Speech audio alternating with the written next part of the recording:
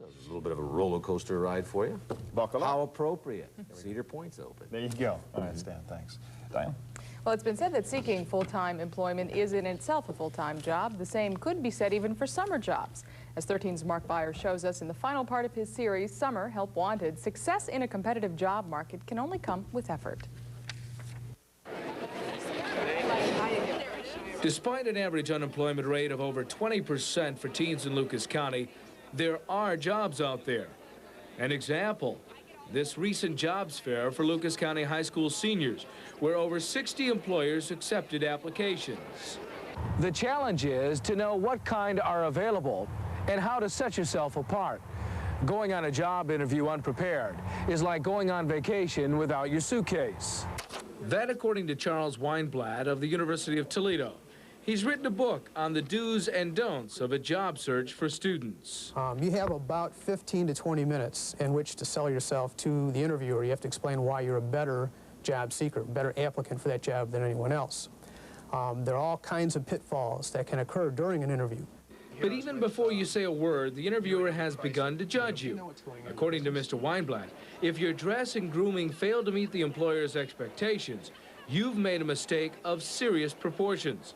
Kim Waldron of Mid-Am Bank agrees. We're looking for somebody who appears to be professional, neatly dressed, neatly groomed, somebody who can present their communication skills very well,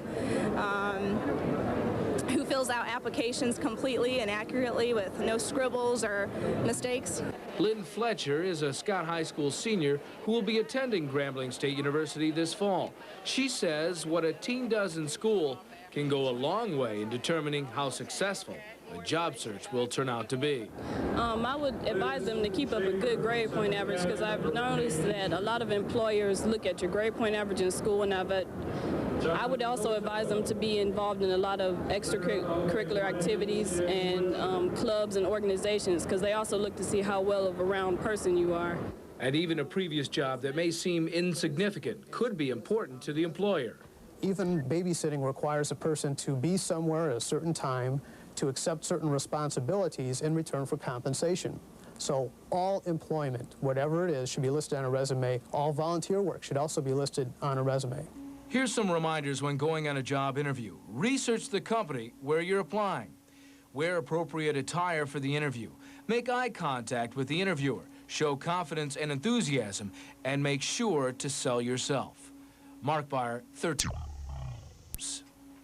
Unemployment rate for teens close to 20%. Looking for a real job can be a real challenge.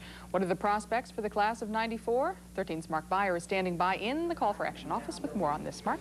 Where there are experts standing by to help you if you have any questions. You know, Diane, working on this story, I discovered there are jobs out there, but surprisingly, in many instances, employers are finding it difficult to find qualified applicants. Is this actually The recording, signs or of is this... spring. Students at the University of Toledo campus enjoying the sunshine. But another rite of spring is the influx of high school and college graduates into the job market. About 600 high school students filled the Seagate Center for Job Fair '94. For many, like Luke King of Start High School, it's their first experience going through job interviews. This will only be my second interview ever, so I'm still a little nervous about it. While Luke plans to go to college this fall, there are jobs available for high school graduates, especially in the manufacturing field. The problem, the qualifications have changed. Skills that go beyond math, reading, and writing. They're looking for problem solving, critical thinking, the ability to use technology like computers, because computers are on the factory floor today. And unfortunately, public school systems are not producing high school seniors who have those kinds of skills, especially in the area of problem solving and critical thinking. And the people right now be thinking about as far as finding a job. Take as many classes as you possibly can, learn as many things as you can, especially computers, and that idea of networking can really be helpful. Some good advice. Thanks, Mark Beyer from our Call for Action office with that report. Live in our Call for Action office right now with more. Mark? Patrick, what is interesting, the staple of the 1970s, manufacturing jobs are once again available, but there is a difference. The qualifications for those jobs are much higher. Basic reading, writing, and math just aren't enough. They're looking for problem solving, critical thinking, the ability to use technology like computers, because computers are on the factory floor today. And unfortunately, public school systems are not producing high school seniors who have those kinds of skills, especially in the area of problem solving and critical thinking.